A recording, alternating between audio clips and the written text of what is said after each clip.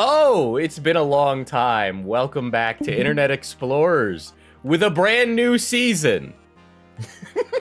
That's right. Season. We do seasons now. Did we finish the last season? No, you guys barely got through an edition. You barely got through like 1.5 seasons, not even. That's outrageous. I'm your host, FPS Diesel. Along with me, as always, is Beckett. Good morning, mate. This is a great intro. You guys are doing wonderful. Listen, they're better than some of our intros. to be honest, it's been about 6-8 months around Jesus. there, and of course the peanut gallery here is a guest and probationary co-host. I almost called you I'm Alex. Oh my god! I would have I would have smashed your fucking head in with a brick. I know where you live, motherfucker. Oh my god, Chris, do you want to tell the audience who exactly you are? Because assumedly, we make this for moms or people that aren't terminally online to know about what it's like in the asshole regions of the internet. So who the fuck are you? How'd you get here? I'm a violent transphobe. That's not. Dude. No, I'm just a guy that covers internet drama for shits and giggles, and I like making money. That's really it. And I'm not transphobic. I've been slandered online. That is something we could talk about. I was a victim of the mainstream media. This is a podcast where everyone comes on and then airs their grievances about how they're actually not as awful as somebody else says. And yeah, that's how Beckett, it how is you're for a the next Nazi. hour. Like how Beckett's a Nazi. Well, in Beckett's defense, I was also a Nazi, so I don't. What? I always forget about that. How do you forget that? How does everyone forget that it's like Diesel's just like, yeah, in my defense, I was also, a Nazi at one point. And everyone's like, that's a thing. We just sort of just don't remember. Well, the thing is I talk about fucking bisexual wolf cut girls so much that nobody Have you believes seen it. the fucking Groiper movement? I mean, let's be honest. It's pretty gay. It's pretty gay. So gay. It's either so gay or fucking gay. pedophilic, like Ali Alexander. Oh, fuck, is this like a Nazi podcast? Oh, Yes! my We God. accidentally made a Nazi there's an old picture of me with the Richard Spencer haircut taking a picture next to Ron Paul.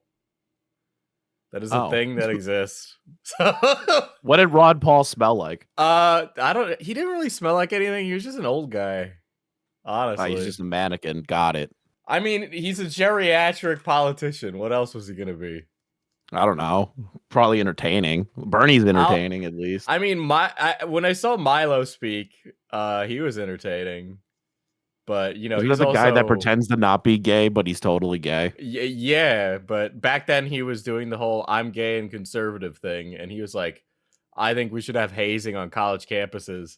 And then I sat there clapping my hands as if I was like, "Yes, this is great." Like a retarded seal.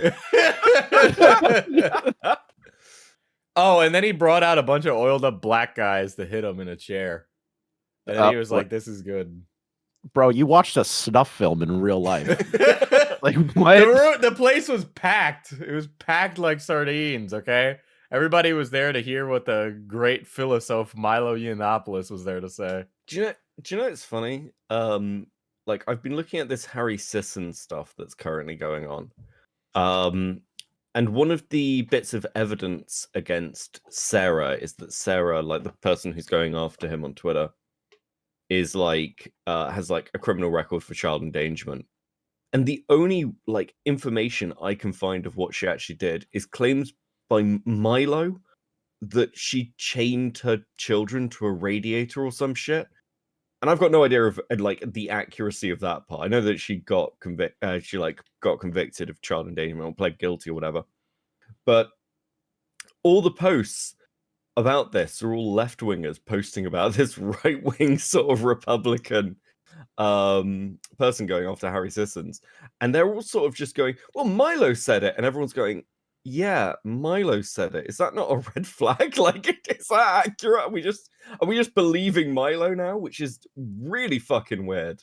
Dude, It's he hangs out with Kanye, who wrote Graduation. He could do no wrong. Okay, listen, I gotta be honest. Kanye ran out of graduations like 5 graduations ago. Bro, All what are you talking about? He made Life of Pablo. Fucking Life of Pablo is like okay. Nah, okay, you're coping. unironically, You're I'll coping. be honest. I do like the church album where he's talking about Chick-fil-A close on Sunday. Like that's Did pretty you- good. But Did you hear his new album where he's like accusing Kim of like sex trafficking his kids? no, I believe it or He not, I've leaked it. stopped watching or listening to Kanye. I don't know, for no particular reason. I don't know. Take your pick.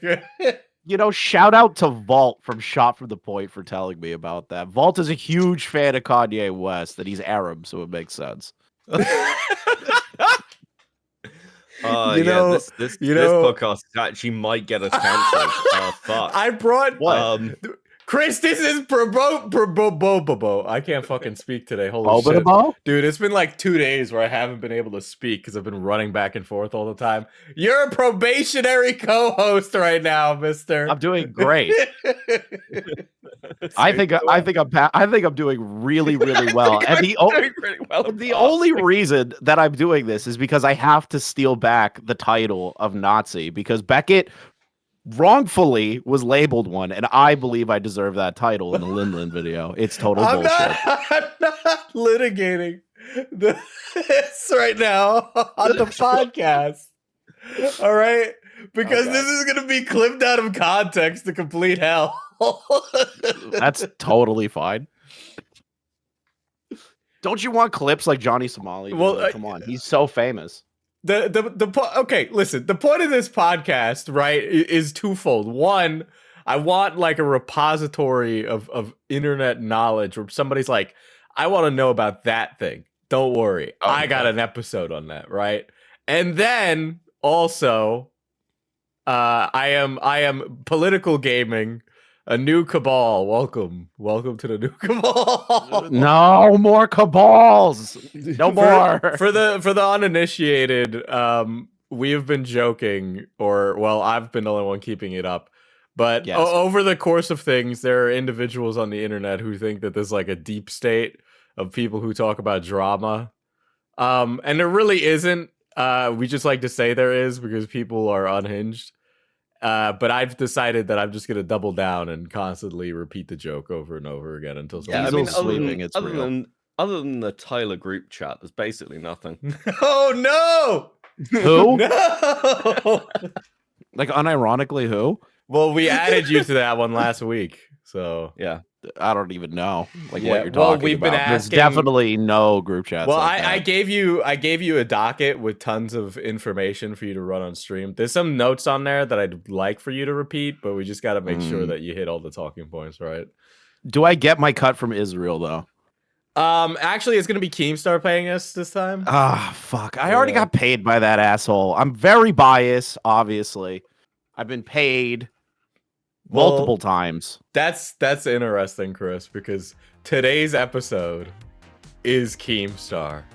Oh god! And we've brought you on as an expert in Keemstar. Wow! Wait, okay, they ambushed me. I'm the expert beast. The sheer hell on earth. All right, let's do it. Fuck it. You know what's funny? I texted him last night while he was doing the lockout live shit, and dude, this fucking fat woman who's like the most annoying person on fucking lockout Queens. She like caused a huge problem.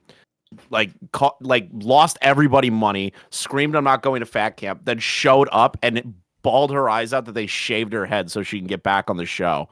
Hold on, Diesel. I'm gonna send you the screenshot. It's demonic. It's a demonic screenshot.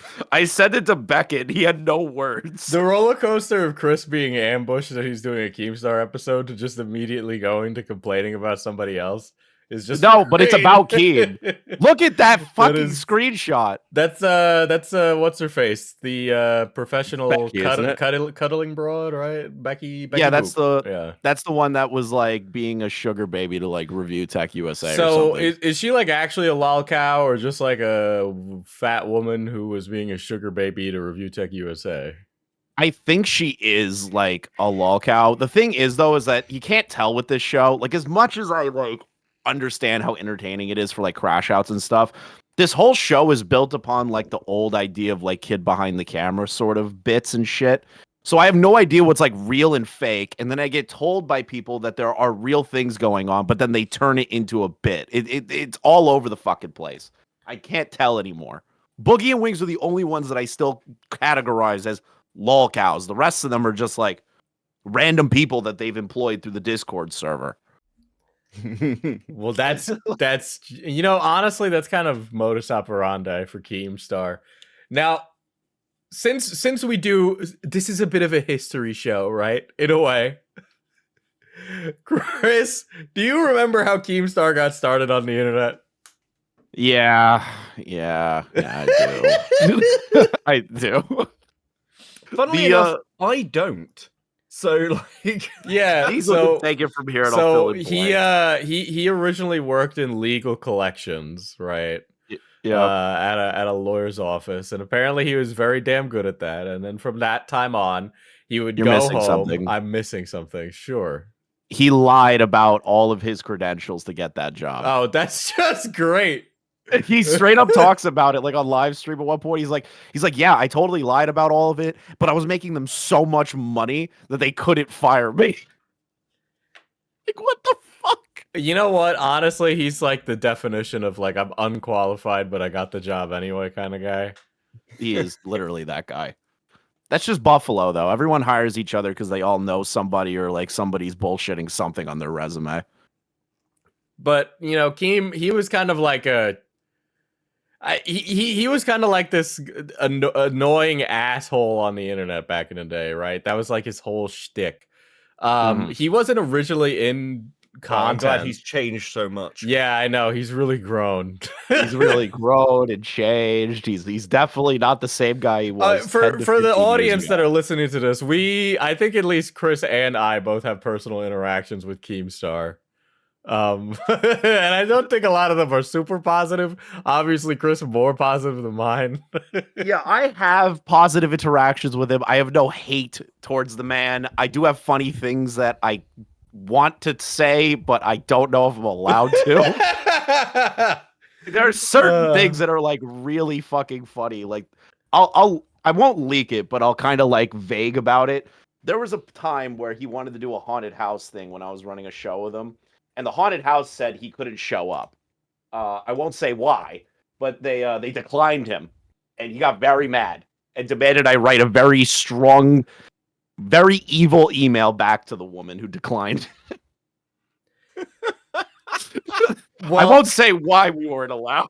Well, Keem has always been like the petty king of the internet, right? Like that's just his like vibes. But he originally was just getting on the internet for the love of the game and on Xbox Live, just getting on and trolling people. Not even like for content back in the day. He was just doing it for the love of the game. And at one point, I guess somebody was recording him and it ended up on YouTube. And his Xbox messages ended up with like a shitload of messages from strangers being like, "Oh, I saw you online, blah, blah, blah." And from there, Oh, I remember what it was about. It was when he was drunk and he said, "I'm going to beat you like a retarded gorilla." Yeah. Halo 3. He would like start drinking and then go gaming and then do stuff shit like that. But one time, he from that time on, he had like started getting on the internet and started putting out videos of him trolling. There was this whole like battle cams thing where basically it was two fucking redneck. It was blood. It was like early blood sports. Yeah, and then he also made the Federation of Asshole Gamers, or FAG for short. Yeah, I can only imagine what that stands for.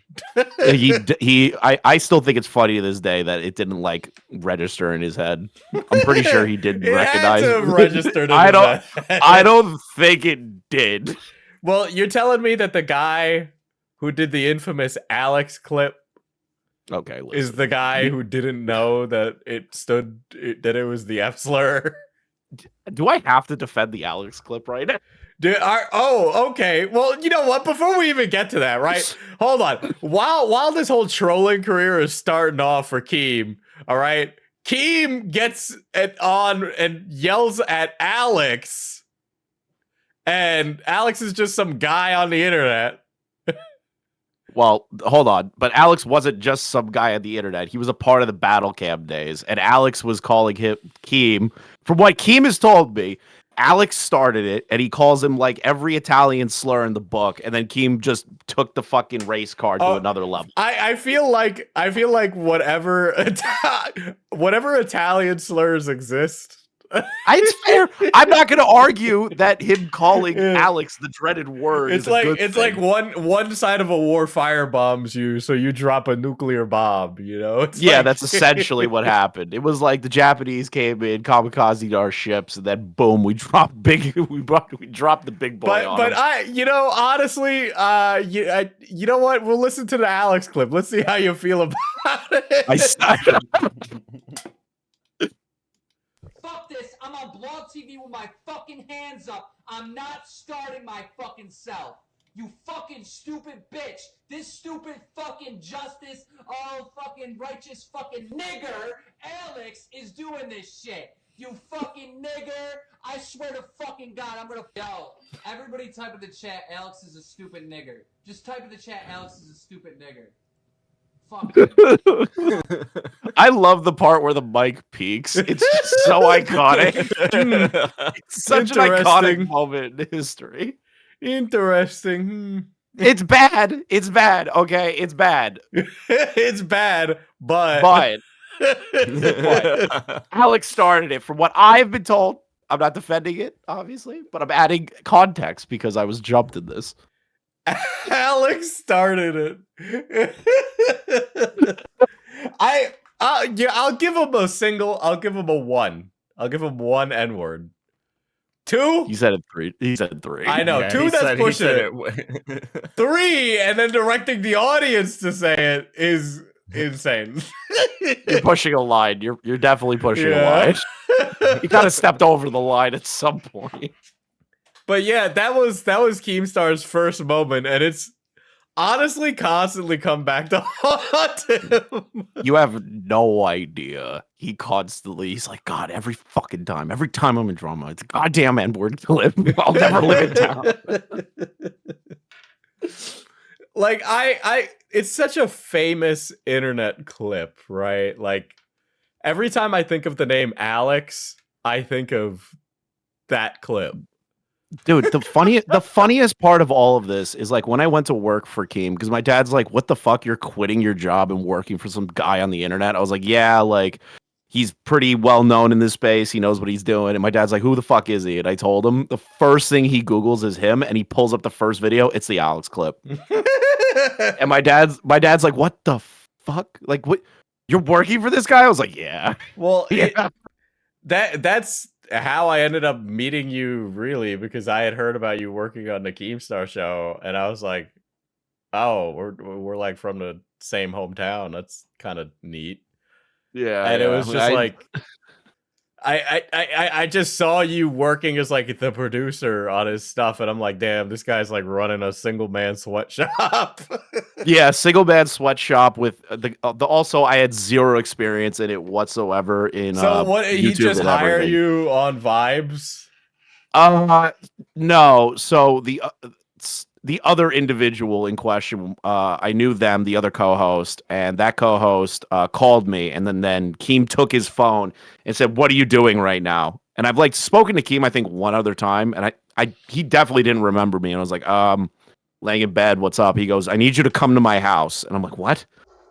He goes, "Come to my house right now. You're gonna help me set up this show," and I'm like, okay. That's kind of how it happened. I still remember looking at my roommate And I was like, dude, do you know who just called me? He goes, no. And I told him, he's like, what? Because he's a huge H3 fan. He was like, how could you? How could you do that? And all this shit. He's also a big Keemstar fan, but he was also concerned. It was nice of him. He was But then also concerned is really funny. Well, he was concerned. He was concerned up until I took him to Keem's 4th of July party, and then they became friends.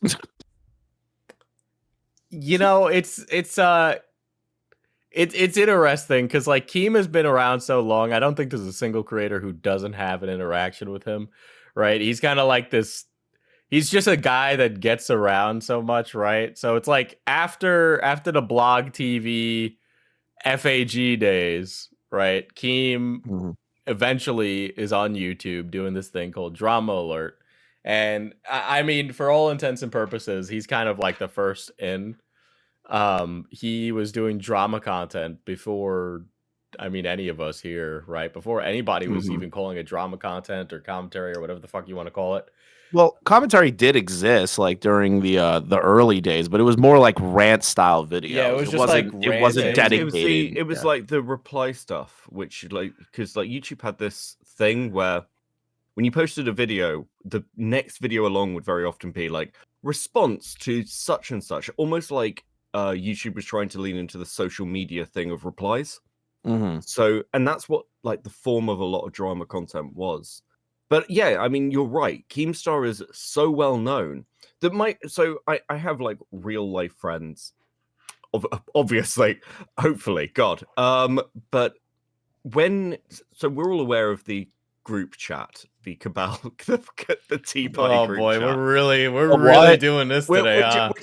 We're jumping ahead a little. I have no idea what that is. A lot. What the Tea Party chat? I've never heard of that in my life. But like last year, like around Christmas, because of the fight with Rosanna, Keemstar posted like the Tea Party group chat, like a screenshot of everyone saying Happy Christmas or Happy New Year or something. Can't remember exactly what it was. But I got a DM from somebody I know in real life who does not watch this stuff and was like, are you in a group chat with Keemstar? Beckett, what the fuck is going on? So like, even people who are not plugged into this space or drama content on YouTube, like over the years, he's gained such a reputation that they know Keemstar is like probably one of the closest people to like real world famous. Like he's the closest to a household name outside, million sub YouTubers like Mr. Beast.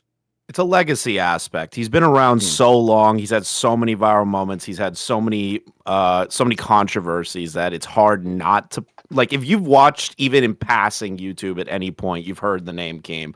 Like there were videos of like gaming YouTubers that would like take shots at him in videos while they're criticizing a video game. Like Donkey's done it like a handful of times, and a bunch of other people that are like so disconnected from the drama sphere of shit that they've all referenced him. So everyone's seen the name before or seen his face before in some capacity. It's kind of hard to escape him, right? I was thinking as like you were describing him being like a real famous person, Beckett, that if you got like a silhouette of Keemstar or you just got like a few key aspects, you would be able to like pick him out of like a lineup of like other cartoon characters like fucking Peter Griffin and like all those guys. It'd be difficult if you had him remove the hat for the silhouette. Everyone would just be like, damn, there's a gnome on the screen. Like is that Papa Smurf with a beard there? Like is that Papa Smurf without his hat? But he really does. Like, there's something about the big pointy beard and like the hat. It's like you know who he is just by. Well, you could do like a political cartoon of him of like a gnome next to a pond with drama written on the pond and him pissing into it, and you'd be like, oh, it's a Keemstar cartoon. That's a commentary on Keemstar. Like it's exactly even the gnome thing's so well. Like that's like the general comment. The gnome. Yeah. We'll get to some of that, right? Because it's like after the blog TV stuff, right? He goes into the drama alert stuff.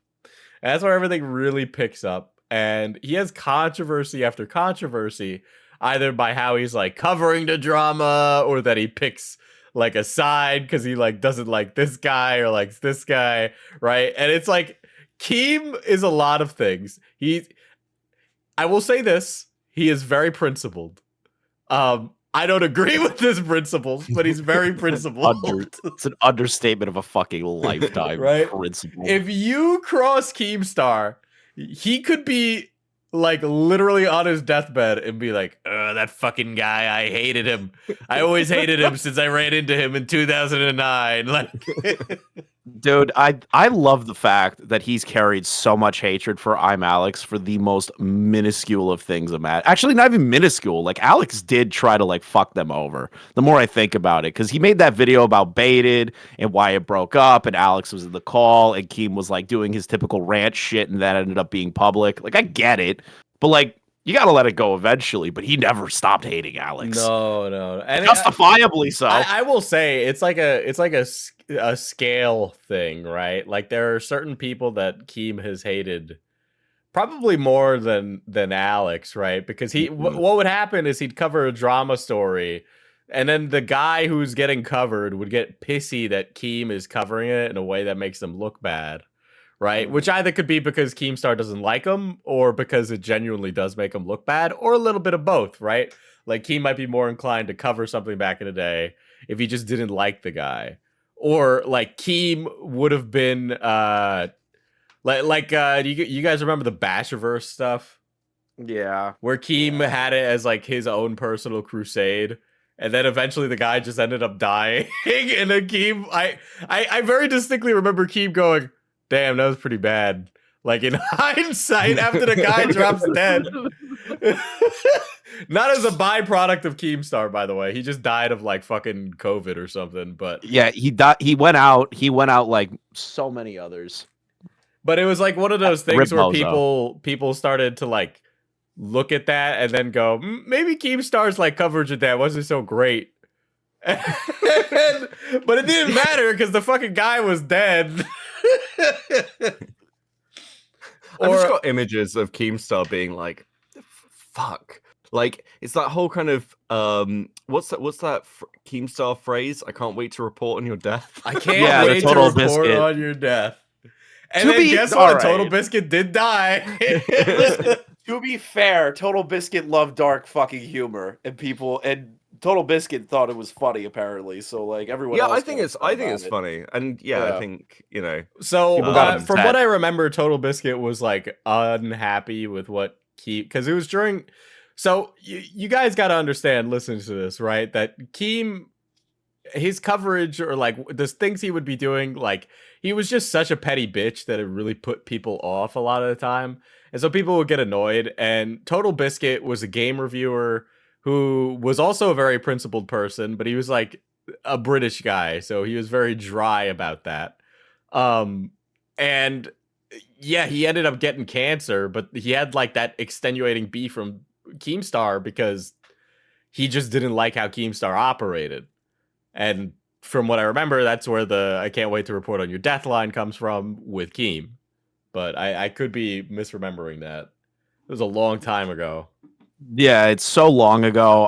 All I remember that Total Biscuit loved like really edgy, dark humor. Keem tried leaning into that. Was it inappropriate? Sure, but it was funny. I will defend that to the day I die. And the first like, I'd say the first like big beef Keem had, and the biggest like cultural shift against him, right? Because people would go and they'd watch Drama Alert, and it would be like a fun thing, right? But then younger guys started coming up. Guys like Leafy and Grade A Under A.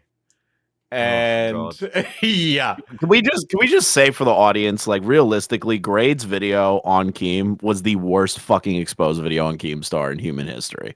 Like there's nobody that could have done it worse other than Grade. Like he said he was beating his kids and shit. This was a weird time as well because like for me, because I never liked Leafy. I never found Leafy in the slightest entertaining. And I've always hated Grade. I never really saw the appeal. So when I was watching all that unfold, I was like, the fuck is this? And I will admit, while many things that Keemstar has done are very entertaining, I think like even now his current stuff with Local Live, like it has its peaks and very lows, but like the Boogie Cancer arc stuff is really funny. I hated Drama Alert. I hated Drama Alert, so I sort of stopped paying attention to Keemstar existing because I thought Drama Alert was what's a good way to put this? Like, I think the way I've described Drama Alert before is Keemstar would go on Twitter, do this like sort of video where he's like, "This is the most incredible thing I've just been. It's insane, guys." And then you'd watch the Drama Alert, and it would be overhyped because he's like such Vine a good hype Kids. guy. Well, yeah, it's Yeah. like Vine Kids drama, and no one cared about that. That's when Drama Alert, like in my opinion, started to like really fall off. Is when he started like moving to like the younger sort of people drama sort of sphere because they were obviously the new up and coming people. You got to follow the trend, but like when it was the interpersonal like YouTuber stuff that he like knew and was able to contact these people a lot more clearly. Like an example is like when he got that swatter arrested, when he covered the Carson stuff, which you can argue that Keem fucked that up, but to be honest, I'm gonna be real, Noah was snaking people left and right. The more I think about it, when it was like that stuff, that carried way more impact than like, oh, these two TikTok girls broke up, or like this Vine couple broke up. Like that shit got gay. Then the Logan Paul stuff sucked. I hated that era of Drama Alert, really, more than anything. The TikTok kids era of Drama Alert was definitely when I stopped like paying attention because I didn't understand. I think I just aged out of it. Really, I just didn't understand what was going on. I mean, I was there for the Logan Paul stuff and like. So when we talk about the Logan Paul stuff, we're talking about like the dead body in the tree, the fucking faking color blindness. Well, the color God, I blindness forgot thing he'd was done that. funny. That was funny when he faked the color blindness and everyone just shit on him for it and he got He mad. put on the glasses and all of a sudden he could see the colors. Dude, sometimes I sit there and I just think Logan must fucking hate Keem for like the hundreds of thousands. Well, I don't dollars think he I don't made. think he cares considering how wealthy and successful Logan Paul has been, you know? No, I disagree. I disagree. I think Logan Paul is the pettiest fucking bitch imaginable. I think he lets nothing go. Like unironically, I think if Logan and Keem were like trapped in a room together, Logan would like call him his bully. I'm not kidding. You're laughing, but I'm being would like, be totally the answer serious. is just Yeah, that is actually the answer. So I genuinely believe that because Logan was constantly getting dogged on, and he did not like that, and it was obvious he didn't like that. And who's the main guy leading the charge against Logan doing fuck shit? It was Keem. Huh? Maybe Logan does look at him like a bully. Well, a lot of people looked at Keemstar like that. I mean, with like the stuff with, it's been a long time since I've seen Grade's video or Leafy's video. So bad. Like the entire premise that I remember from that beef even happening is that they just chose to not like Keemstar. And I know there was like some interpersonal beef between them that like extenuated beyond the videos. But like no, from what I remember, they didn't have a problem with what Keem was doing because they did the same thing Keem did. And then if they did have a problem with what Keem was doing, they both did the same thing he did. Like Leafy would sit around and bully like fucking disabled children on the internet. I think I remember like what caused it. I think it was the iDubbbz content cop, and that Keem was like hit at his lowest in quotations, even though he never really lost subs or viewers or anything from the content cop.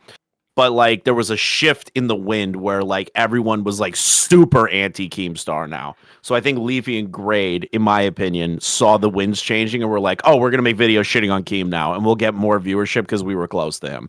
That's how it looked to me. Yeah, the content cop is like one of the biggest moments against Keemstar, right? It's where the gnome thing reached critical mass, right? People always called him a gnome because he's short, and he's got a beard, and he wears a hat.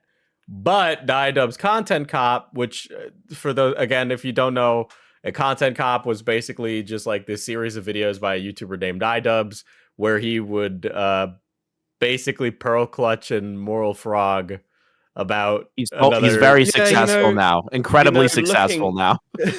Looking back on it, we really should have seen what was coming. Yeah, I gotta be honest.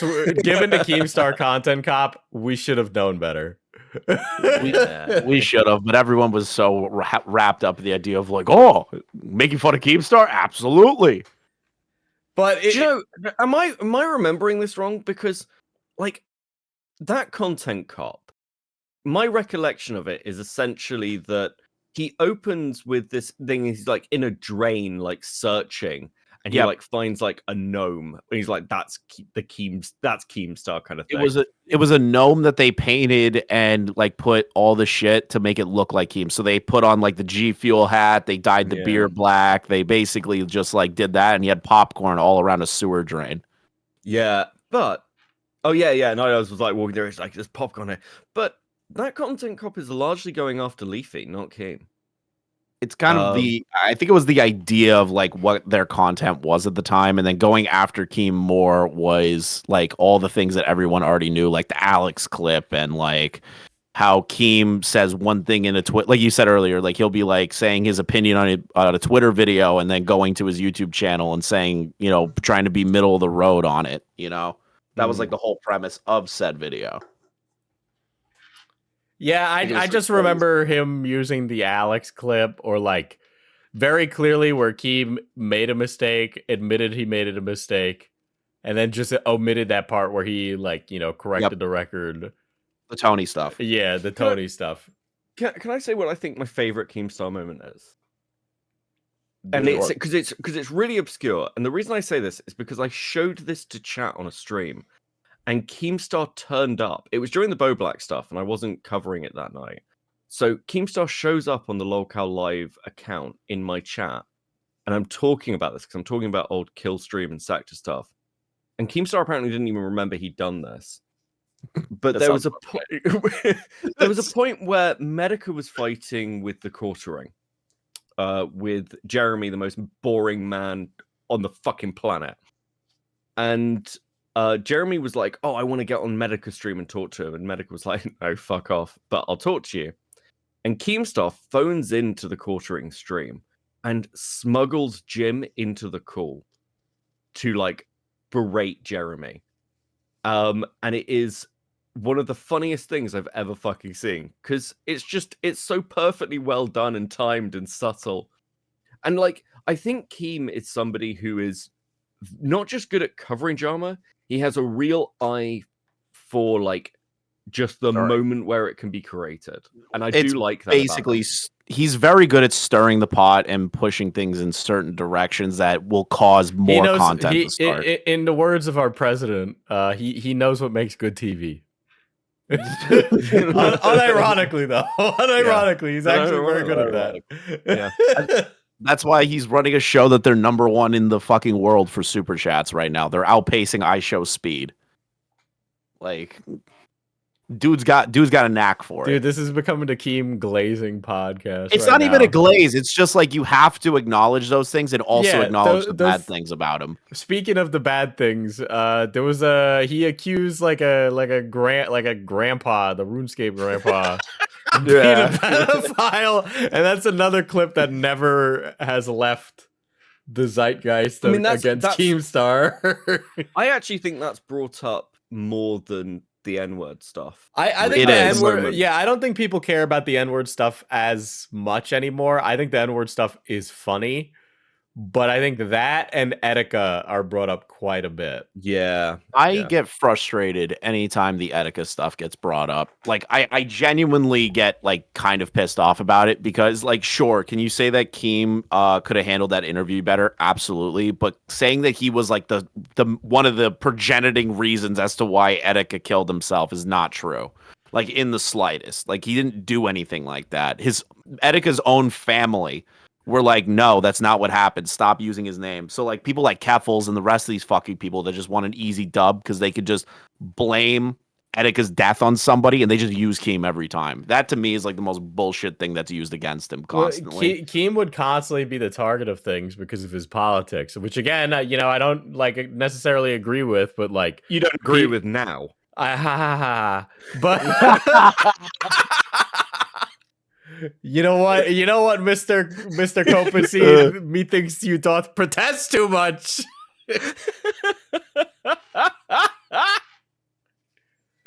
Oh, But fuck. that- but Listen, that it's is season why- 2. We're not changing this up now. I'm changing But this up every time. that's why people would target Mr. Keemstar, okay? A lot of it was because of that.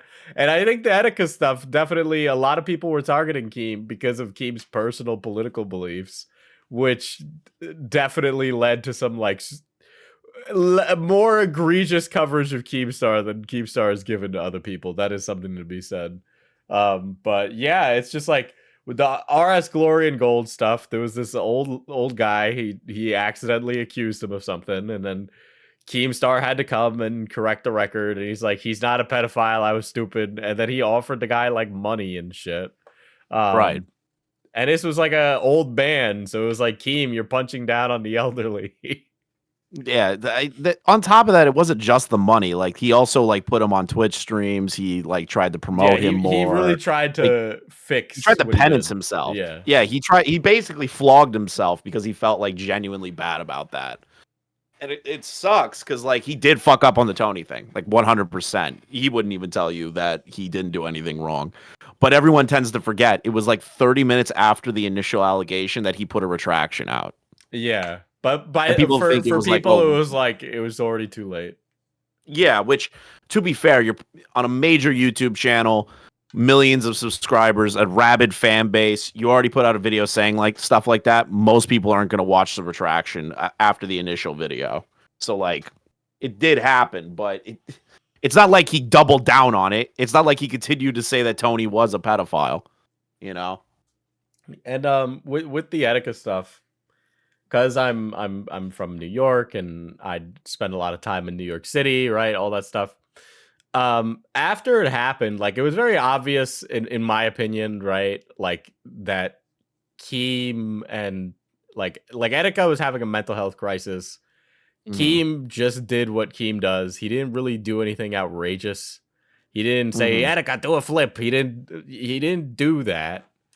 Right? Like this guy had some serious mental health issues, and it was exacerbated quite a bit by his audience, and a lot by him not really talking to people or not reaching out, which, you know, has happened before in the creator space. And I can't imagine anybody who was actually touched by Etika's content ever sitting around and like pearl clutching about Keem. They don't. I went to the memorial like 2 weeks after it happened, and that was really fucking rough. And it was just like, Jesus Christ, I can't imagine getting on Twitter and like complaining about Keemstar like it was his fault. I mean, it's really like nobody's fault, but it was like, Jesus Christ, you see the toll here, and it's like, how the fuck do you even get online and act like this? I would just change it to like weaponizing someone's death against somebody that you don't like. That's kind of like how I perceive it. Every single time that somebody uses Etika's name to like go after Keem or like I hate when people use his name in general. I hate that we're even talking about it because he was just like this fucking like really, really fun loving guy. He was somebody that everybody fucking loved. He had no issues with anybody. He was like the guy, and he's gone. And people use him to attack people all the time or like try to use him as examples of things. And I'm like, just let the man rest. It's like done. It's over. And it's nobody's fault. You know, at the time, I think with the Etika stuff, Keem was also beefing with H3, which has been another long-standing beef Keem has had as well. That's my favorite fucking era. I'm not gonna lie. That went on too long. I'm sorry. Nah, their blood feud is the funniest shit imaginable. God, You're in the group chat where I'm like, Keem, Keem, gonna grow up and fight each other, man. At this rate. Yes, that's what I'm hoping for, dude. I literally DM Keem like once every couple of months, and I'm like, hey, H3 said something nice about you. It's time to do frenemies. It's time to do it. It's time for you to fly out to LA and do the show with him. Like once every couple of months. I think it's gonna happen. I really do think it's gonna happen. I think it's possible. Really hope it does. It I think won't. it will be fucking great. It won't. The last time I told him, he was like, "Will you stop fucking asking me? It's never gonna happen." Like, I fucking hate it. It would be Kino content. It would be the greatest fucking coming together of two people that have hated each other. What is it, like over a decade now? I don't almost? okay, that's one that I don't even remember offhand for why they hate each other. I don't remember what the inciting Okay. incident was. I remember the incident clear as day. It was something petty. It was something so petty that started the snowball. No, shocking. crazy. So Keem had no, H3 had Keem on his podcast. I think Keem was like his first or second episode on the H3 podcast ever. It was one of their biggest episodes at the time. Because Ethan said things about Keem said about things about Ethan, but they came to like a mutual understanding in the podcast. They had a nice time. And somebody in the comments to H3 said, I can't believe you're platforming Keemstar. He did blah, blah, blah, blah, blah, blah, blah. And Ethan wrote underneath that, yeah, we don't like him either, but we brought him on anyways. Sorry if that like upset you or something. And Keem like blew the fuck up. And he was like, your wife treated me nice. You guys gave me sandwiches. Fucking anything reviews was there. And you guys were nice to me the whole time. You're fucking snakes. Like, that's what caused 10 years of blood feud. 10 years. 10 fucking years over a comment. You know, I'm beginning to notice the more things change, the more they stay the same. Because we're kind No, of they'll doing never the change. same thing over and over and over again, right? Because what you just described about H3 is kind of how H3's audience has been reacting to him in the past 6 months or so. And how the wider internet has been reacting to him for his behavior with Mr. Hassan Piker. So That's his fault. I'm going to be honest. Jordan Peterson, love or hate him, he was right. Oh my god. This podcast He was right. is so cooked, dude. He was right. Here's why he was right. When Ethan removed those videos on Jordan Peterson where they had like, conversations at the time and the podcast and everything, because Ethan felt like, oh, well, this guy's like a Nazi or something now. Essentially, Jordan Peterson like tweeted out, I'm pretty sure you could just find the tweets, that it was like, Ethan, you're becoming subservient to your audience, and the people that you are aligning yourself with, or people that you are placating yourself to, are eventually going to eat you alive. They do it to everybody, Which and that's they what's did. happening. They went after he his was right. sponsors. Yeah, He was right. they went after his sponsors. They went after. Keemstar was just correct. They went after his sponsors, and then Ethan, now the audience that he built up from that time frame are people that are now like turning into snarkers, or they're jumping over to Hassan. Ethan's stealing from Hassan's audience. It's a fucking clusterfuck. But like you said, Diesel, this is an ongoing thing with everything involving YouTube drama. I'm pretty sure we always relapse on like the same couple of fucking topics, but it's different characters every single fucking couple of years. Oh my god, dude. It really is. It really is. Yeah, I unironically, this is gonna sound so stupid. This is kind of like the big like we're more or less talking about drama as like a cultural aspect. But like last year was pretty fucking crazy in terms of things. And I think like we're all streamers now, right? Like I've been doing video essays in drama since 2016 or so, maybe a little earlier. But like, the genre kind of died down for a while. And now, like last year, it was back, and it was like all streaming, and we were all yapping to each other and constantly online. And now it's died down a little bit because I think we've all kind of separated into our own little niches. But it's kind of fucking crazy how it's just like a completely different format, but it's all the same thing still. It genuinely will never change. Like the concept is still there, and like the energy is still there, where it's like group of people shitting on people for being idiots. Like that's really it. People try to ascribe it to something higher, that it's like we're trying to change the world or some shit. Like some people take it too far. You know what I mean? Like they think that there's sway in drama content. There isn't. It's just us shitting on people. Like stop it. Well, I mean, I think like looking at like the I Am Alex stuff that's happening right now. Alex came back with what I truly believe to be one of the worst responses in YouTube history. It is actually that bad. I'm really not being hyperbolic. It's fucking terrible. But realistically, if Alex can keep just posting, no one can stop him making content other than YouTube itself by banning his channel. That's it. Like, and unfortunately, I think you have to have like a realistic perspective about drama and what it is and what it means. And its like overall impacts. Because we are just talking shit on the internet. And it pains me to say this, but maybe to some extent, Keemstar's always maybe understood that a bit better than everyone else. Certainly better than a lot of other people. Oh my god, this is some real Keem glazing. No. I'm But trying it's to not a put- glazing. I'm No, no, putting this together his isn't worst glazing. moments here. This isn't. I don't think this is glazing. I think this is just a reality, and I also think it's the reason Keemstar survived. Because when you look at people crashing out from this kind of content, it is because they take an L and they don't know how to deal with it, and they don't know how to move on from it. That is like, by and large, one of the biggest things that's going to kill you as a drama creator. I mean, just fucking look at Bo Blacks, and Keem seems to have just like managed to ride through over the years and just keep going. And I don't know. I don't know if that's a good thing or not, because like it's The answer to certainly a any lot of drama fucking is to clips. ignore it and post through the pain. Got it. Well, I mean, like, yeah, I mean, literally listen, true. Listen, I'm sorry. Destiny's still at 10K viewers. He isn't wrong. Like, you just keep going. And a lot of these people have like the old guard mindset where it's like, oh, I've been exposed. Everything in my life's crashing down. Like, that's what it happened back in the day. That's what happened to Leafy. Leafy got had the content cop thing happen. And then boom, he let it get to his head and he started doing whatever the hell he was doing. To be honest, Leafy was always kind of like teetering on the edge of always falling apart anyway, because he was a fucking like addict. Well, yeah. Yeah. There's a reason he looks like a disheveled He broke. lived in constant fear that somebody was going to see his chin and the world was going to end. It's like, True. like- Weak. Dude, the Which is funniest crazy. shit- People were like lining up to fuck that guy. He was the ugliest motherfucker ever. True. Dude, the funniest shit ever is like, remember when Leafy came back to Rumble? Like, he came back and he started streaming on Rumble. Like, I think it was Yes. like last year.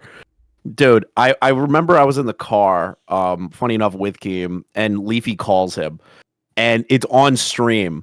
And apparently Leafy's like having a fucking breakdown about owing Keem like $50. He's like, I don't owe you money. I don't owe you fucking money. Like, he sounds like an addict, like screaming at Keem. And that was the same day that I think Fuentes and Ethan Ralph like came on to argue with each other on Leafy's stream. And Keem's just gaslighting him. He's like, "Oh, you definitely owe me money. Totally, it's totally real, totally real." Like, he's trying not to laugh like in the car, like you guys said before. He knows how to fucking get people to be more for the content. And then Leafy's stream became the biggest stream on Rumble that day. He Like, it's understands funny. good television. He understands He it, does. people. All right, let's start shitting on Keem. We've said all the good things. Dude, this Listen, guy. he's not gonna, if he's going to watch any of it, he's not going to watch past this point. So now Yeah, we this can is. sort of like- There's not enough fucking Subway Surfers on the corner of the screen for him to focus that long.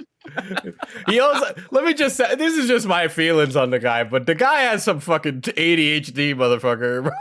You little fucking idiot. Dude, he huffs oxygen. And I told, yeah, have you not seen him All do right, that? oh Like, hair, go take it down to the Lorax. No, but like, have you seen him do that, Beckett? Like, he'll be on Lolcow Live just on stream, and I remember when he started doing it, and I was like, "What are you doing?" He goes, "I'm huffing oxygen." I was like, "Why?" He goes, "It's Okay, healthy for you," and I'm like, "What?" Listen, let's be honest. Let's be honest. I don't watch LOLCal live. I think No, I but, think like, I beyond, get it. Who the fuck does? I don't understand how he's made a fucking universe out of this shit. It's It's because completely insane. it's because he collected. So like when I spoke to the people, because when I went to the camping trip with everybody, right, I met some of the people that are like their biggest donators and mods and stuff. And I was talking to one of them and I was like, the fuck, like, why are you watching this? He goes, it just reminds me of old YouTube. Like, it's just total, utter, abashed chaos. People are screaming at each other. It's all like fucking insane content all the time. Like, they just missed like kid behind the camera level blood sports and content like that. And they're doing it all on one channel now. And they're doing it well. Like, I don't watch it, but I get why people watch it. You know what I mean?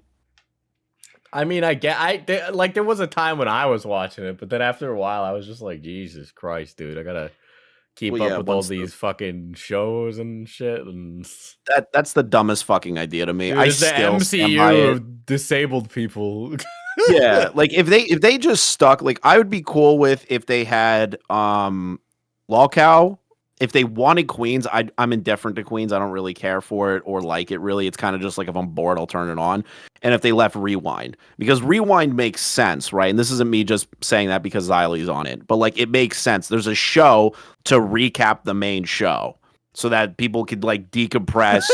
They could call in It's to a like do Walking blood Dead sports and there. then this Talking Yeah. Dead with Chris Hardwick. Yeah. Yeah, it's like Talking Dead. It's essentially Talking Dead. God damn. I wouldn't have a problem with that if they stuck to that. Instead, they decided to do like fucking what is it, like Lolcow Aussie and Lolcow Nerd, and I'm like, who gives a fuck about any of this shit? Yeah, it's because he's Dude. doing this like 24-hour shit, and it's ridiculous. He Well, wants I to- think he does understand that streaming has kind of become a much bigger facet of YouTube than it was in a really long time. Mhm. Especially like I don't know, maybe it's just my personal career experience, but like streaming has been an absolute fucking tear. I didn't know you could make this much money sitting doing nothing basically. It's really become like a whole new world out there. Like there's a lot of people streaming. A lot of people are dedicating multiple hours to uploading like clips and stuff now. The format of like long video essays is kind of like dying out unless you're like really good at it. It's Um, unsustainable. I'll say that as somebody who does it. Yeah.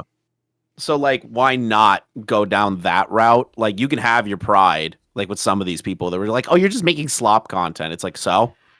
Like who gives a shit?" Yeah, I'm taking that YouTube's been slop content for all the way years. to the bank, buddy. Like, Yeah, like anytime I hear like argumentations of slop or like they'll call things that, we'll keep it on track with Keem, right? It's like, "Oh, Keem made slop decades ago." It's like, "So? It's been the same it's for been the years. same for Everyone's years, done this." yeah. Yeah, Everybody's everyone's saying done that, like, okay, I know we're derailing a little bit, but the slop discourse, you notice how every time someone's like, oh, YouTube used to be so good, and that time always coincides when they were like 10 years old on the internet a decade ago. It's always like that, where it's like, oh, YouTube used to be really great a long time ago, and it was when they were like a teenager. And it was like, yeah, no shit, dude. It's because you're having nostalgia for a time gone by. It was always bad, all right? Beckett was talking about the reply girls shit at the beginning. And I'm was sorry, like, some of the reply shit was fucking incredible. Like but most of now it I'm was doing just some Like- fucking Midwestern white chick with their honkers out Do you saying remember- nothing. Do you know what's fucking crazy, actually? Keemstar gets raked over the coals over, like, the N-word clip with Alex or whatever. But, like, the biggest show on YouTube back in the day was Ray William Johnson. And he'd just be like, there's this insane clip of people saying the N-word. And he'd just say the N-word. He was just a white guy saying the N-word. There's him taking out the lightsaber and going, damn, N-word. yeah.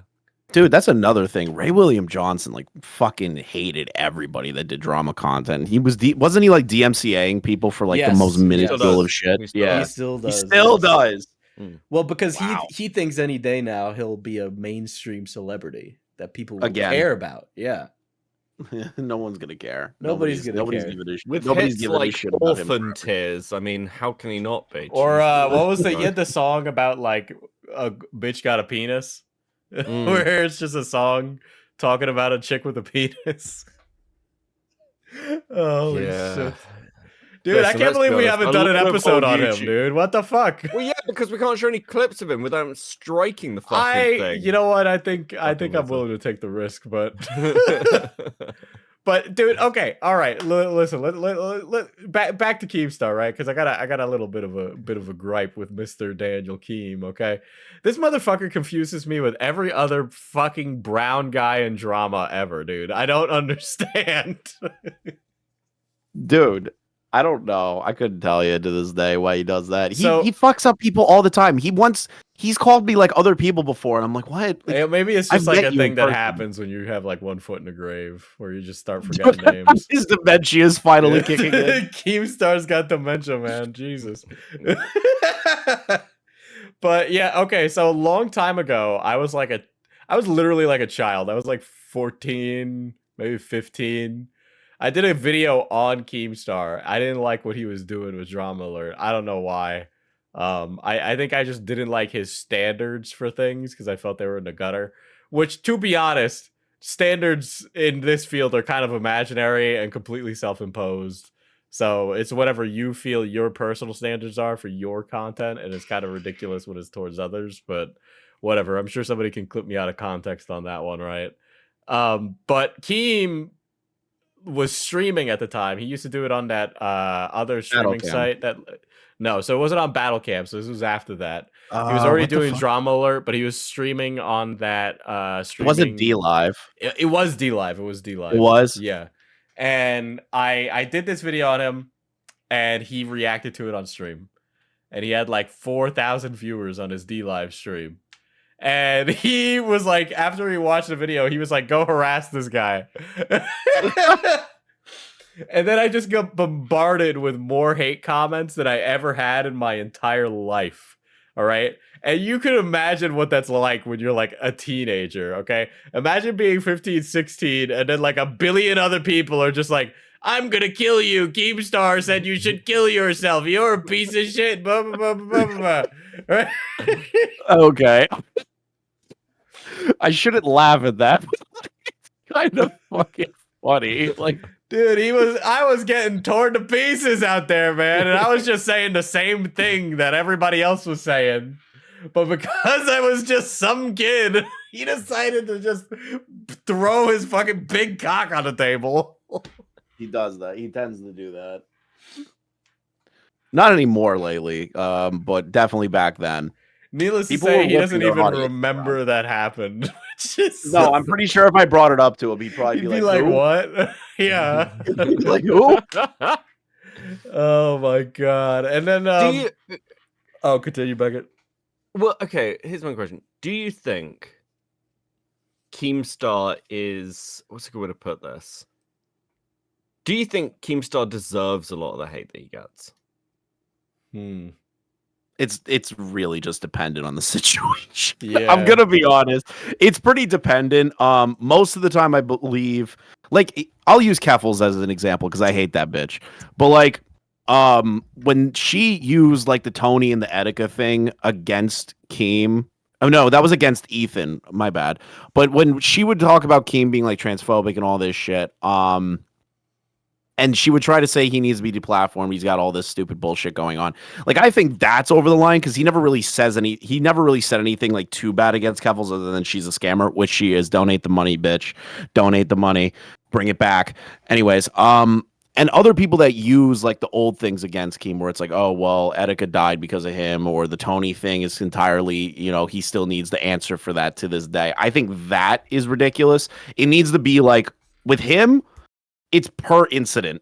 Okay. So it's like individual situations garner either nobody really cares or this is totally out of pocket, which it again, he's bipolar with that shit.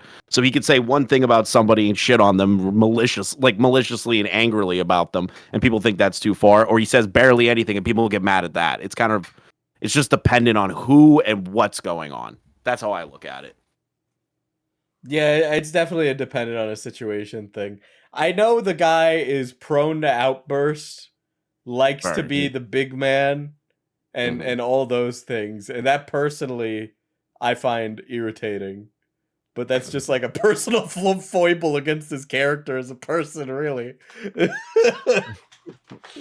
That's all right. It's just imagine it in person. There's no character. I know. I've heard no stories, dude. Fucking. Yeah, you guys remember the $1 in the Woods thing? Yeah, it's classic, classic music video. So there's hold on, it was about Fousey's dead dog, right? That's about Fousey's dead dog. It's about his dead dog. All right, so I'm gonna let me skip around in here. Right, okay. So Keemstar's walking in the woods.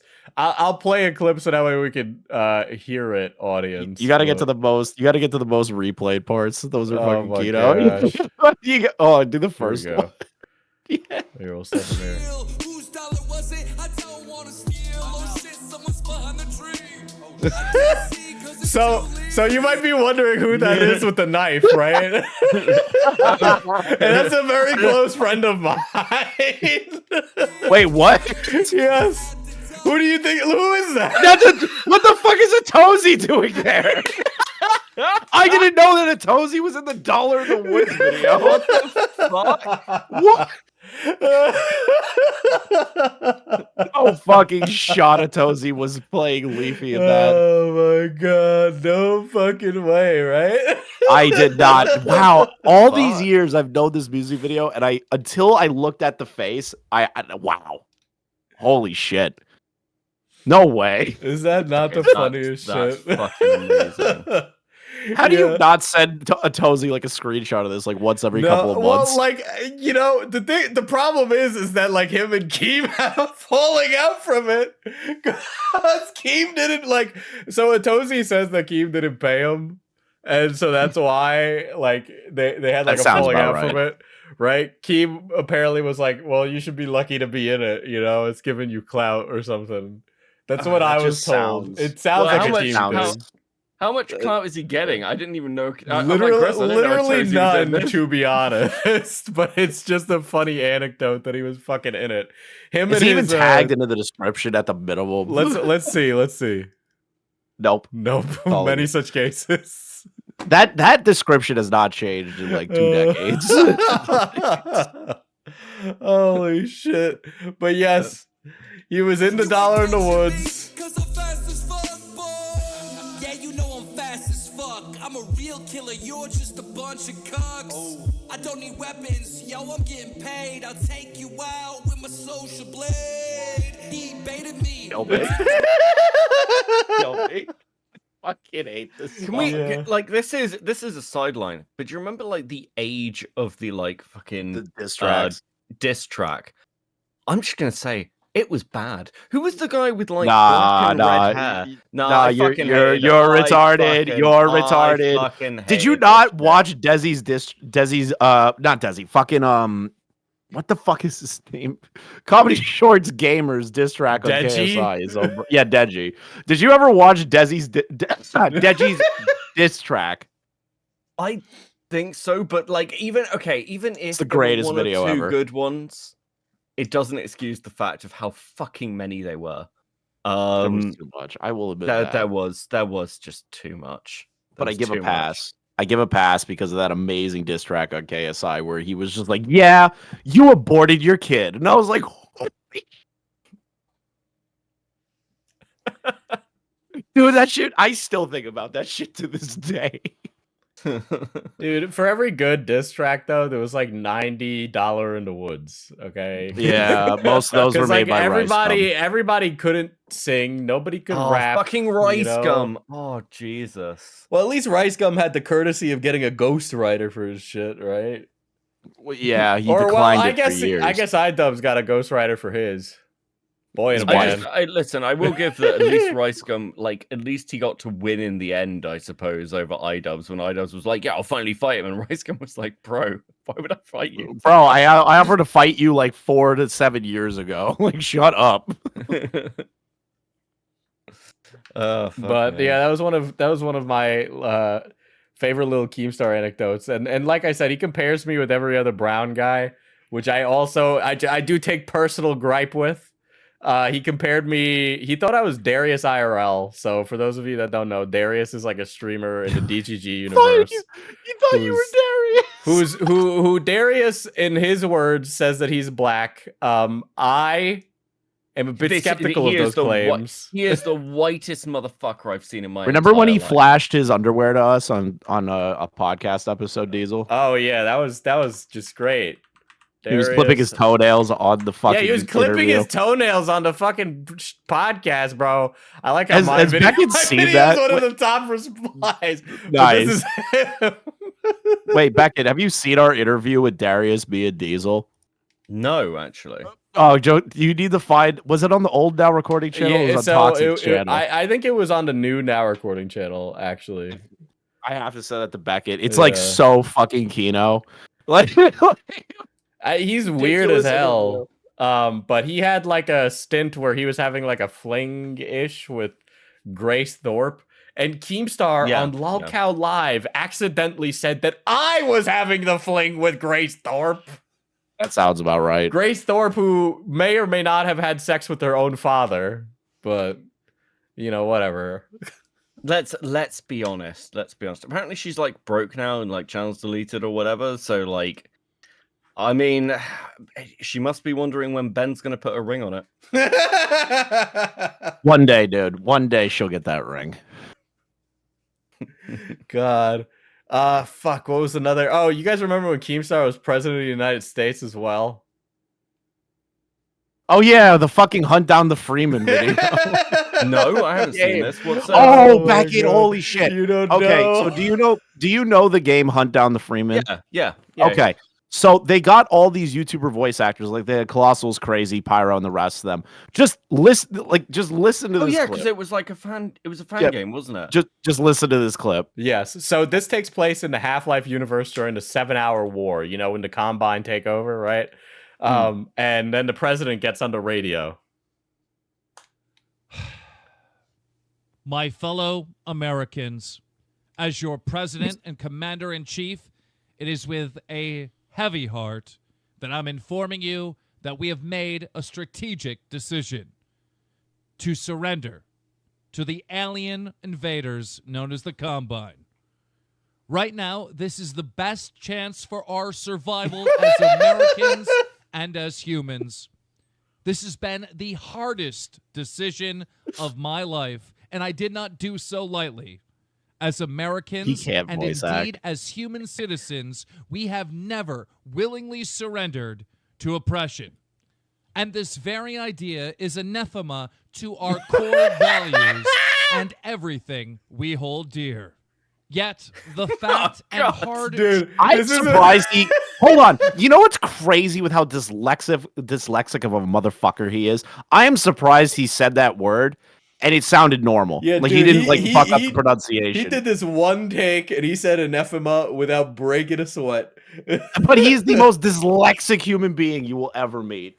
Like, he's worse than Jar. I'm actually... Listen, they missed a trick. They should have begun the news broadcast with the "Let's get right into Let's get right into it. Yeah, they really fucked up on that. But Or like, just he the- can't voice the act. drama alert Amazing. music. That would have been fucking incredible.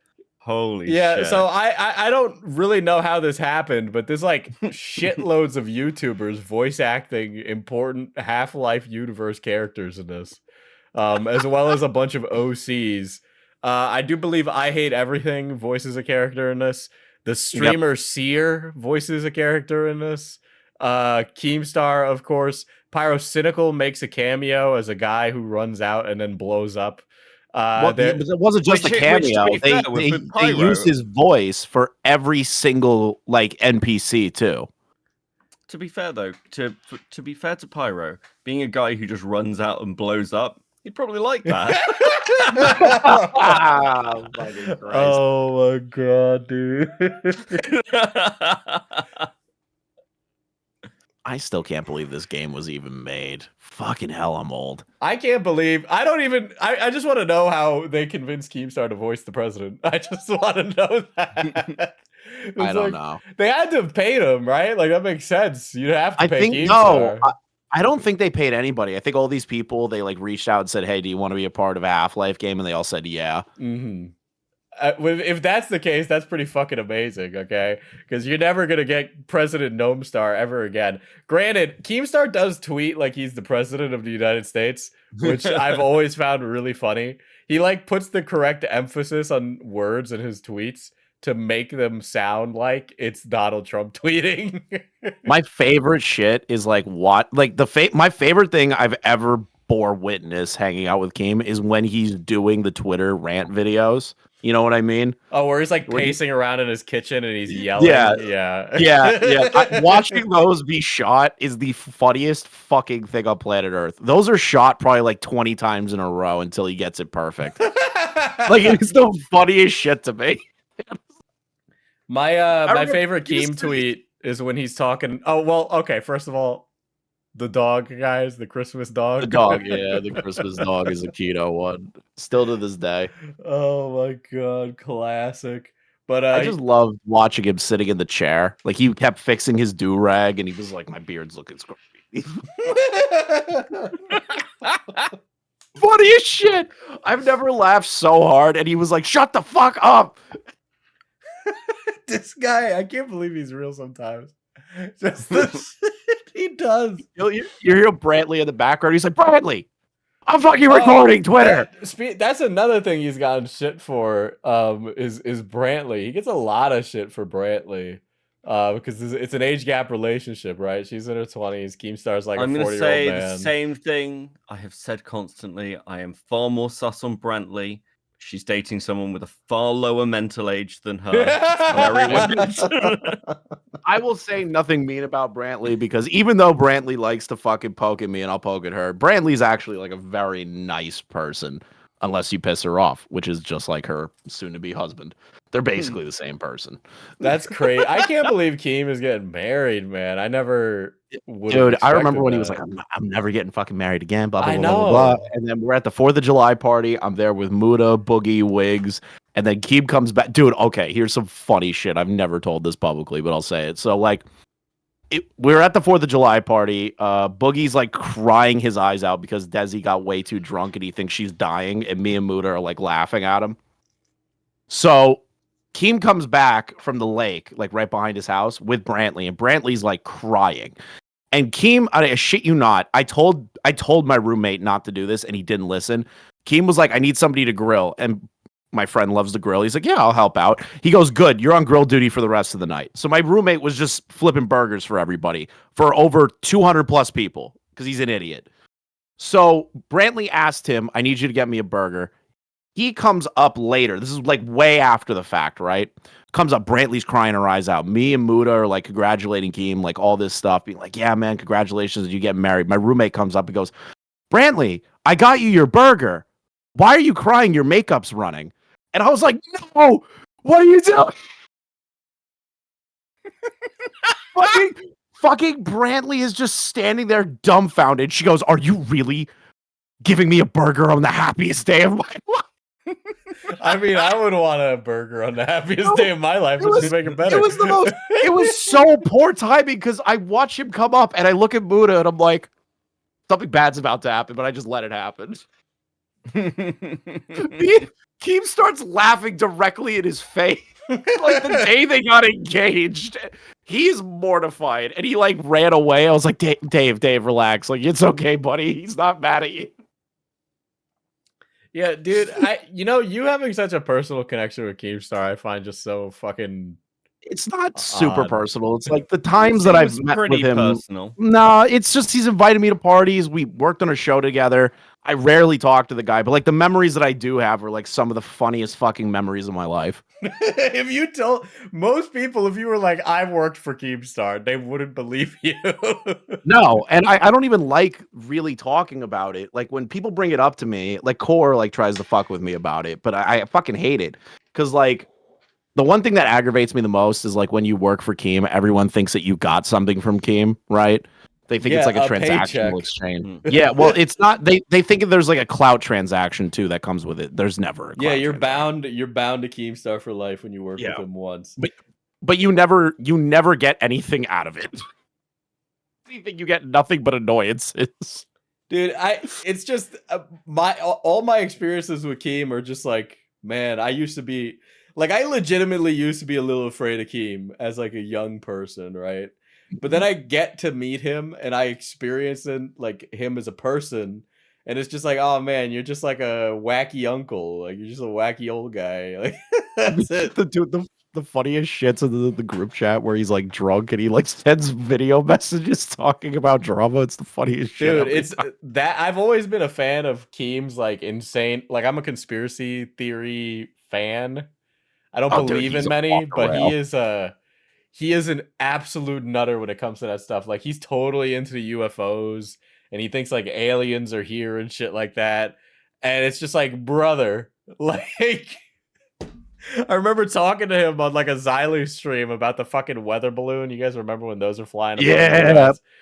I was wasted after Xyle's stream screaming America fuck yeah at that. I had to delete that. He was like explaining, like he was trying to tell me that why didn't they just put a big net over the weather balloon?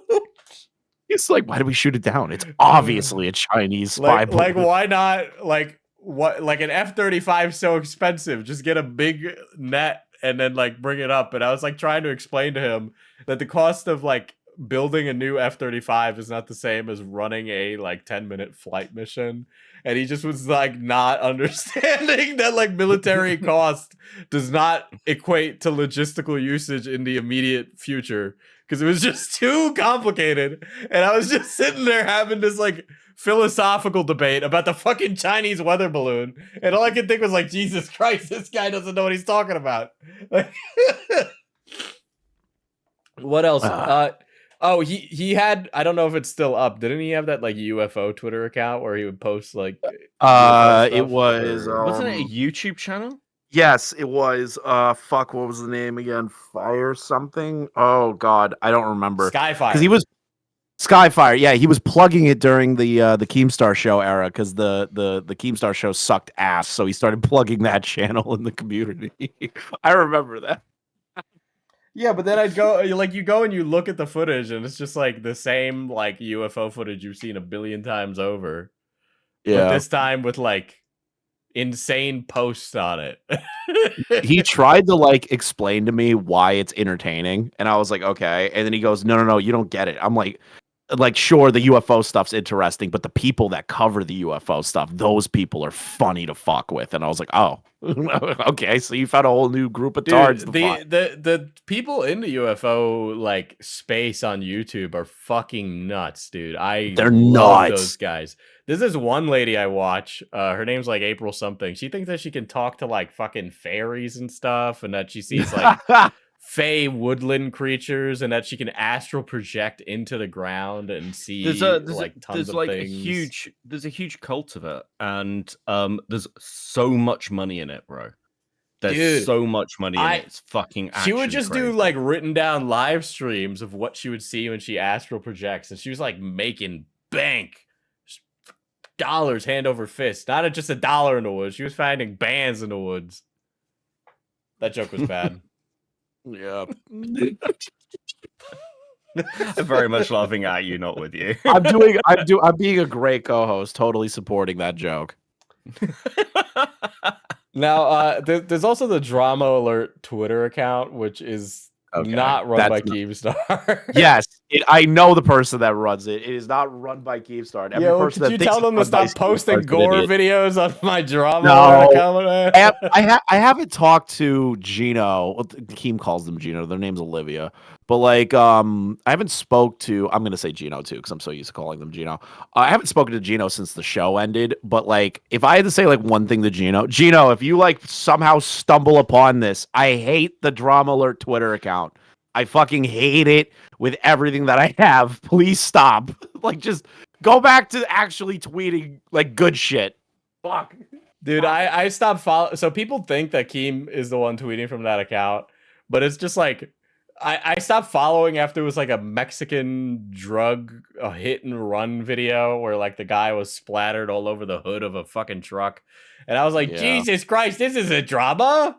This isn't Duke Dennis or Baby Gronk. What is this? Do you know what?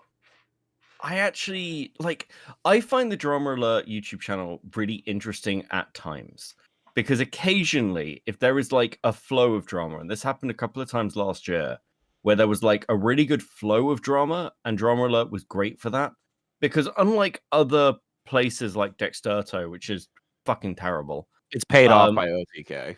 Yeah, I'm 100% in agreement with that. Yeah, it's just like Drama Alert doesn't just report the like news and drama. Drama Alert's Twitter is quite good at like stirring the story, much like Keem is. And I think people misconstrue its purpose. And that's what it's good at. Like, again, when they tweeted out the fucking a section of my video on Dogpack, they did that because they knew it would stir the drama, and then you had like Surprise Witness or whatever the fucking name is, saying that I was like a paid op and things. So I think it's good for that, and I think when it's being that, it's great. When it's tweeting out some of the shit it's tweeting at the moment, I'm just like, dude, what the fuck is this? What? Why? Without Gino, there wouldn't be a Drama Alert. like as well oiled of a machine that it is. Like, I say what you want about Keem like being really good at this shit.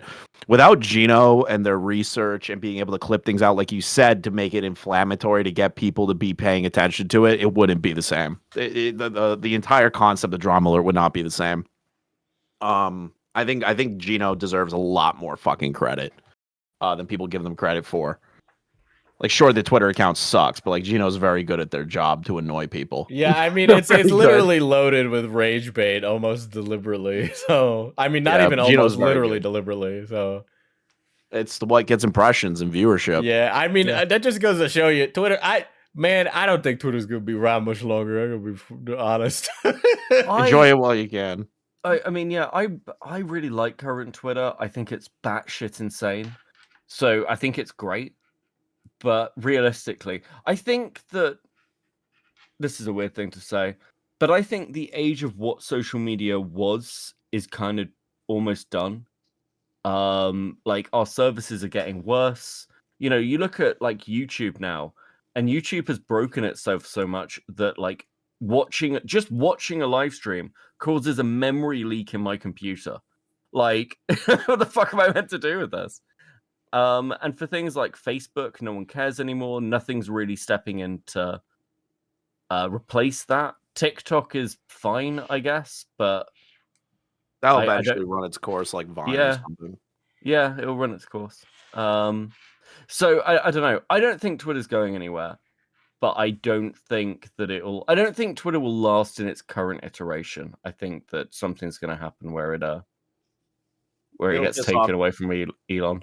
It'll piss off like the wrong governmental body, or it'll piss off like something to make it be forced to change, even though Elon doesn't want it to. Did you It'll guys, eventually happen. Did you guys see the guy? You know the guy who's like trying to live forever. There's so many. Well, there's that rich guy. He looks kind of like an elf, and he's like, I don't know, like bathing in plasma, and you know. Is that the guy that drinks blood? Yes, the guy that drinks blood. Yeah.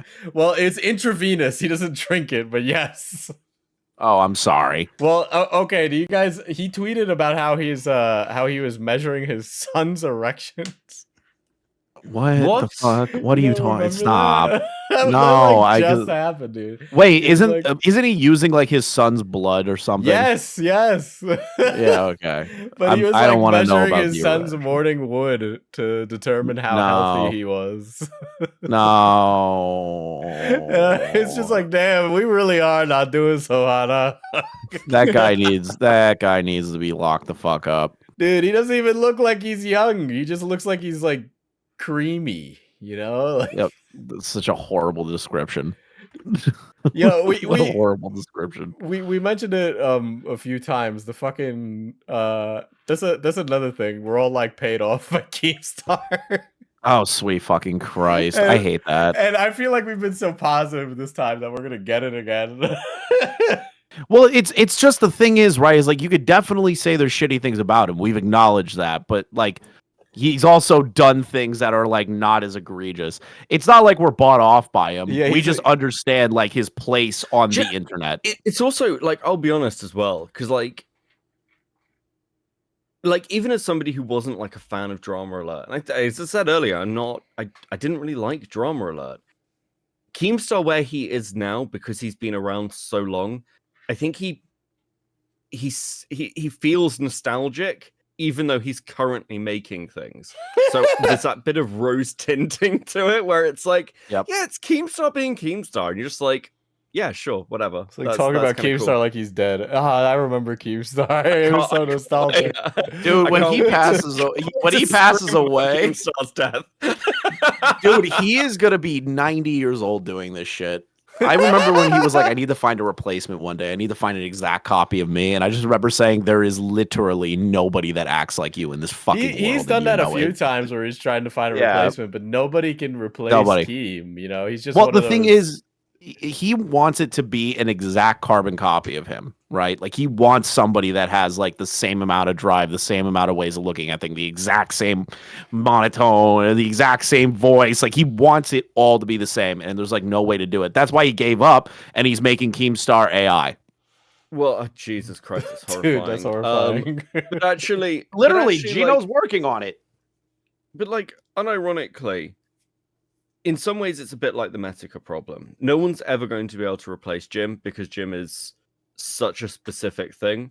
But Jim has had a massive influence on so many creators that's kind of what gets passed on. I think that's true of Keemstar. It is. It's essentially there are specific individuals that always fill a void in something, and when they leave, that void can never be filled because they were so like monolithic in it. I'm not saying Keem's like this monolithic character, but like he's enough for everyone to go, yeah, we all know what he did, and he did it out of everybody. I think he did the most work out of anybody during that time frame, and he like built a foundation for people to like build themselves around it. And he actually cares about like the smaller guys, as crazy as that sounds. I've seen him do podcasts with like channels that have like one sub. Like he's there. He cares about the internet. Like, and that's the one good thing I could genuinely say about him. Dude, He's you not, know, like, we had an shittiest old person. episode on Trisha Paytas, and we talked about how she was uncancelable, and I feel like it really is kind of the same way with Keem, where he's just such this. I guess I don't know. I can't think of another word aside from monolithic, but I think you hit the nail on the head right there, where it's just like there's quite literally nobody else like him. Yeah, like he's obviously done fucked up shit. He's obviously been a dick to people. He's been a dick to me directly, multiple times to my face.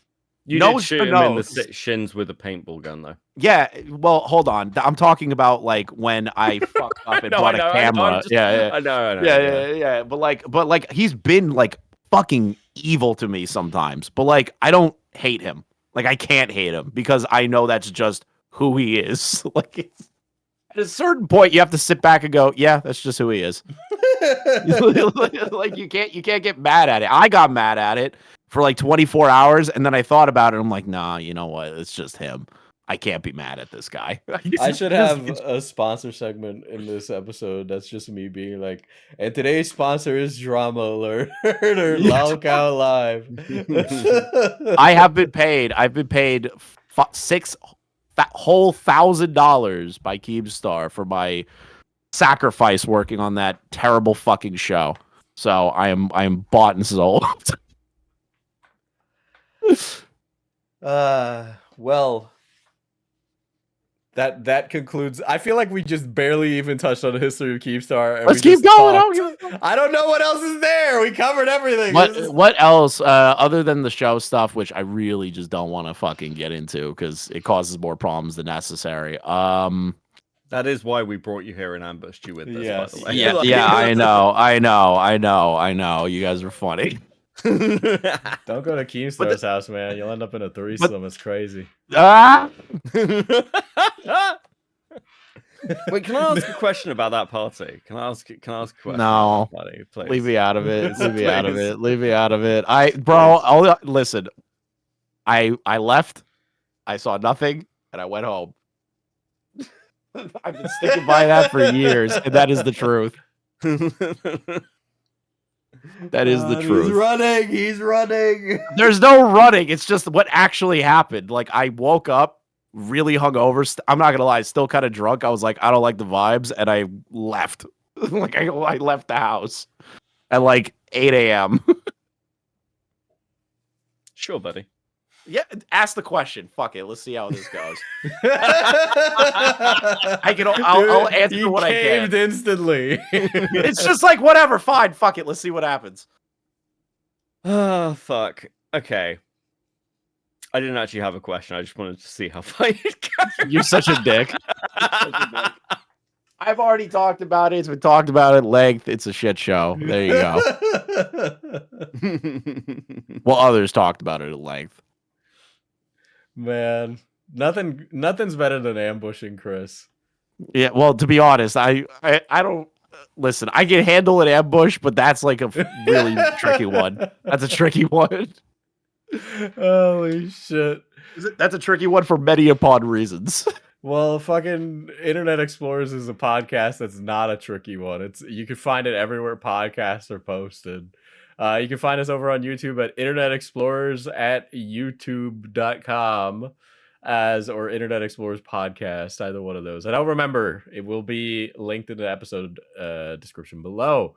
This has been sponsored by Drama Alert. We got no, paid it 10K hasn't. each. No, it hasn't. It's I totally will- real. My- Keemstar was like, if you're doing this podcast on me, you have to be nice. My checkbook is open, though. I am willing to accept whatever you're willing to give. Yeah, Keem. I have know you're zero. watching I right have now. zero scruples whatsoever. What about the rest of you? Starting with Beckett. I can't be bought. That said, though, if you want to give me like someone's play button or something, I will do crazy things for a YouTuber's like play button. Okay. I completely agree with Keemstar. That's actually a thing we completely hilarious. missed. Well, Yeah. dude, I can bring it up. Fuck it, dude. The shit that is crazy. Do you know how heavy the PewDiePie play button is? Like you can beat like a grown adult to death with that. It's like heavier than a brick. I didn't know I he still had can't. that. He does. He has it. It's like in a lockbox in his fucking house somewhere. He won't let me see it because I told him I'd steal it one day. But like, that thing is heavy. And do you know how he got it at all? No. How did he get a hold of that? He got it from Mr. Beast. What? Yeah, Mr. Beast lost in a Bitcoin like casino tournament with Keem, and Mr. Beast was like, "I don't want to pay that amount of money." I don't remember how much it was. So Keem was like, "I heard that you got the PewDiePie play button because PewDiePie like became a minimalist and like threw out all of his YouTube shit, like he didn't want it anymore." And some guy in Brighton found his play button like in the garbage and sold it on eBay, and Mr. Beast bought it. And Keem got a hold of it as a payout instead of Mr. Beast paying him like God knows how much money in Bitcoin. So now it's just at Keem's house. Oh, damn. What the? Yeah, He also- I think collecting the play buttons of other YouTubers is very funny. I completely agree with this. It's But like the hilarious. thing is, he gets it from like the old heads, and they care about that way fucking more than the new. Like Boogie, I'm pretty sure Boogie almost burst into tears when he had to mail Keem his. Like seeing that thing in person, like I'm fucking tall. That thing was like up to like my rib cage. That thing is huge. To and be it's honest, like solid Boogie would gold. burst into tears under most circumstances. So. Well, yeah, but like that thing in particular, it was like his kid. Yeah, I mean, you can see the Monday Matt crying video and stuff. Whereas, like for me, like I never give a shit about something like a play button. I don't really care about. Like it'd be about that. cool to have one, but I wouldn't cry if I had to give it up to avoid a lawsuit, like other people. Okay, so what I'd say is this actually. I think it mattered a lot more when subs mattered a lot more. Mm-hmm. And nowadays, it just doesn't mean the same thing. But the old heads care way too much. They still care about that. They'll never get out of like that mindset. Dude, Unc cares way too much about his high school trophy, dude. True. He really True. does. He was like, I'm gonna build a whole museum at my house. And I was like, you're gonna build a museum of YouTuber play buttons? He goes, yes. You gonna start suing fuck tons of people for this shit? He goes, if they piss me off. That's kind of based, honestly. Listen, which is worse? You pay like a couple $100,000 in lawyer fees, like filings and all that shit to like fight a lawsuit against a millionaire, or are you gonna give up your play button to avoid that? Which sounds better to you to avoid in the long term? Oh, definitely. Well, I'm also an old head, so but I guess I would probably give up my play button, especially because I don't know where mine is right now. So Solid. Do you really care? Yeah. Well, like, okay, well, that was my statement. I just gave us a little bit of extra content at the end. Chris, where you at, buddy? I am going to be the next co-host of this stream, and Beckett being labeled the Nazi is not going to stand anymore. It's not going to happen Let's any go. further. you know, But I how- do- You know how many people were like, "You're like a love-or-hate-it character from my audience, right?" Because some of them are like, "Yes, bring Chris on. Yes, we love Chris," and the others are like, "He's annoying. I don't like him at all." Yeah, that tends to be the regular of what I've recognized is that it's either I'm good and when I'm good, or I'm just annoying when I'm annoying. That's why I pick and choose when I decide to do things. I think, do you know what? I think that's true of all of us, and I think that's true of Keemstar. Mm-hmm. A lot of people don't like seeing Keem on live. All right. Well, where can people find you, Chris the Narc? that say my name. I only have a YouTube channel. Twitch is dead and gay. So you can find me there. My Twitter account essentially dead. I don't use it anymore. But you can find me at Chris the Dark on YouTube. I go on Diesel and Beckett streams pretty regularly. Their audiences apparently hate me, and that's okay. And you can find that linked below. Beckett didn't mention it. He is at Copenseed YT on YouTube. Did I get that right?